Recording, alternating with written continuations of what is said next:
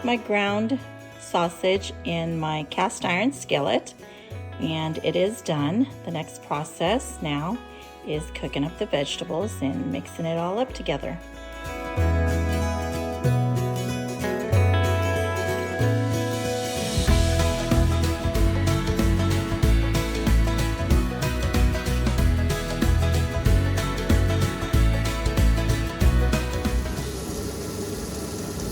Hey guys, we're cooking outside today because I wanted all this to cook up really fast, and I'm getting all my vegetables together for my lumpia mixture. So I have onions and garlic in there right now, so I'm gonna brown them up a little bit, and then we can add all the other vegetables and the ingredients that I'm going to put in there today. All right, I'm going to go ahead and add my vegetables. I have carrots and okay, I'm going to add my vegetables. I have my carrots and cabbage and celery. I went ahead and added celery in there, so just to have a little bit more of a crunch. So this is going to cook up fairly quickly. We're running on 30,000 BTU on this outside cooker. So let's go ahead and mix this all up.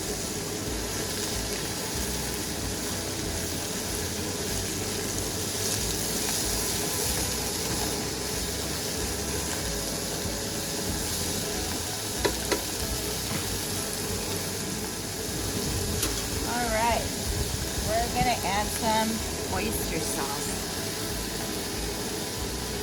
Same oyster sauce that I use for a lot of my dishes. And again, you can put as much as you want in there. Again, oyster sauce is pretty salty. I think we have about, again, 2 tablespoons of that oyster sauce.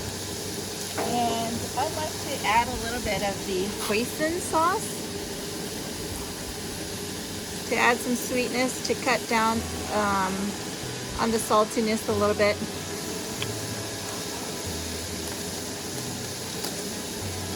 I think I got about 2 tablespoons in there. Let's go ahead and mix it up.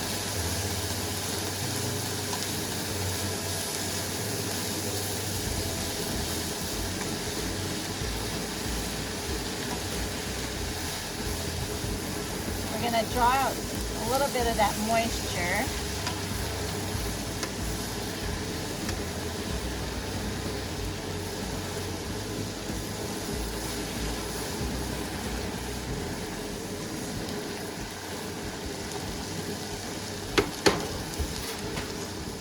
Now we got it down a little bit.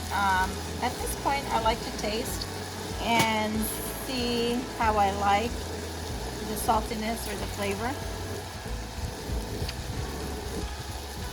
Not too salty, a little bit of sweetness. It is good enough for me, but you can also add pepper and add a little bit more saltiness, whatever your preference is. So,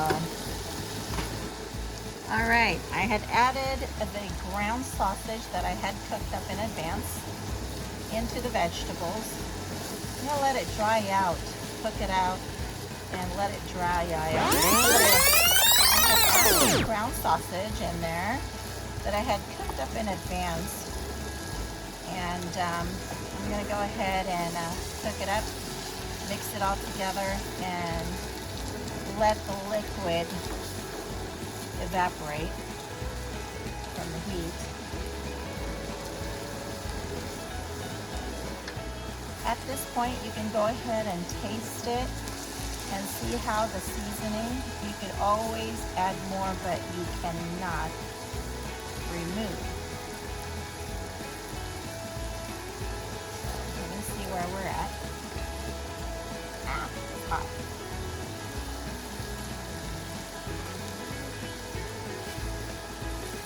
That's good. It could probably use a little bit more oyster sauce, but we're gonna be dipping this in to other salty seasoning. So I think this is done. Go ahead and turn it off and roll them up. I just want to let you know that actually took only 5 minutes to cook up out here. Like I said, the BTU, you're running at 7,000 inside your regular stove, and out here we're running at 30,000 BTU on one burner.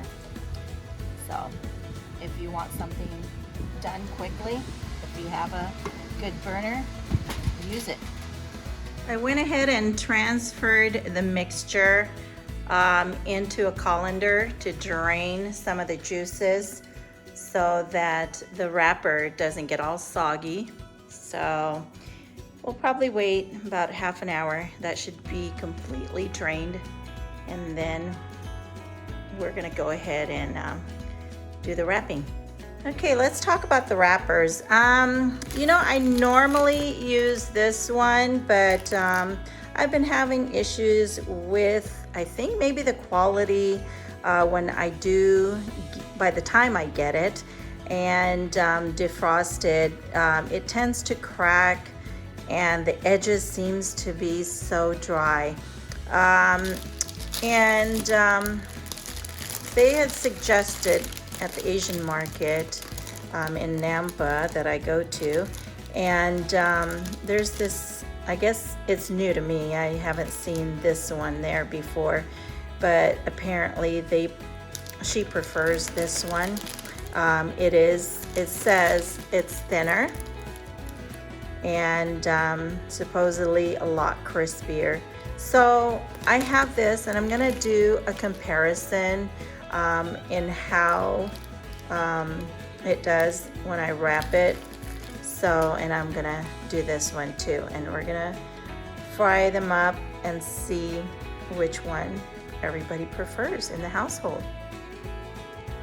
So we went ahead and took one of each out of the package, and this is that all-purpose, it looks like all-purpose spring roll lumpia wrapper. As you can see how there's the hard part on the edges on this one. This is what I normally use, but this one was suggested the other day at the Asian market. This is new apparently in the store. I'm not sure if it is, but I haven't seen it there. The edges are a lot better, and they say this one, it shows on the packaging that it's super thin for crispier, and this one is a little thicker. So we'll go ahead and roll one of each, and we'll do the red one first. So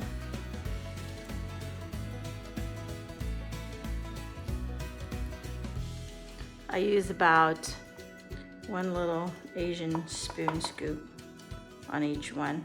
You can do more if you want, but it might not roll as easy. I'll put a little bit more.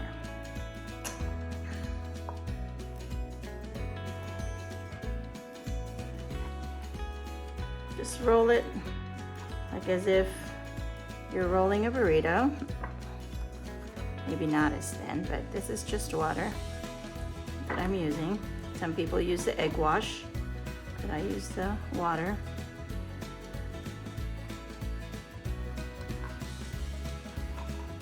So that's that one.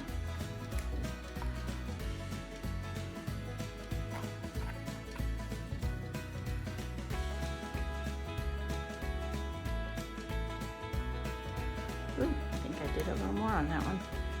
It's okay, as long as you can wrap it up.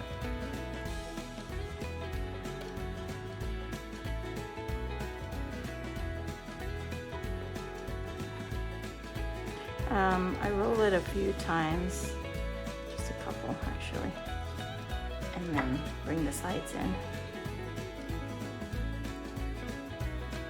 So what I noticed right away on the thinner one is that it seals better. And this one, as you can see, it's not, sticking, and it's already cracking on the edges. But anyway, just doing a comparison. See how that's happening, and this one is still intact and hasn't split on me. So you decide. I've made up this fish sauce mixture. This is, I think, similar, if not the same, as what they have at the Asian restaurants when they give you a dipping sauce. Sausawan is what we call it in the Philippines. So what I made here is about 1 cup of water, half a cup of sugar, half a cup of vinegar, any kind of vinegar. Actually, this one I use rice wine vinegar, and then a 1/4 cup of fish sauce, patis, and then I put I think about 4 or 5 cloves of garlic in there. And sometimes I do put those Thai chilies in there, but I didn't this time because I'm having stomach issues, so I'm not gonna have anything spicy. So anyway, this is that fish sauce mixture, and go ahead and just keep stirring it until the sugar is dissolved. And then what I do is I'll put it in a container that I can just pour out of and keep it in the refrigerator. And it's probably good to store for about a week or so. I've had it longer in the refrigerator. I mean, there's enough vinegar in there and salt and sugar that it'll keep for a while. I mean, families in the Philippines keep things forever when, they have things like this. So anyway, I hope you like it. Try it. Let's go ahead and heat up some oil. And I have about a couple of inches in there. I like using this pot. I think they call it a tempura pot. So anyway, let's go ahead and wait for that to get hot enough to throw in the lumpia. All right, we got a few in there, and I like to do some adjustments on the temperature because I don't want it to get too hot and then burning the lumpia. So guys, I like using this tempura pot because it's almost like a really thick cast iron type steel. I don't know what you call it, but anyway, I don't have to use a lot of oil in there. I actually have a little more than I'd like in this pot right now, but it keeps the temperature fairly even in there. So okay, we're doing a comparison on that thinner wrapper. As you can see, it's fairly clean and tight. Looks prettier actually. And then we have the other wrapper. See how it was cracking here? The wrapper was cracking, so you have this issue. But I'm not saying that one tastes better than the other at this moment because I haven't tried it yet. So, but I'm just showing you the difference in the wrapper after it's fried up.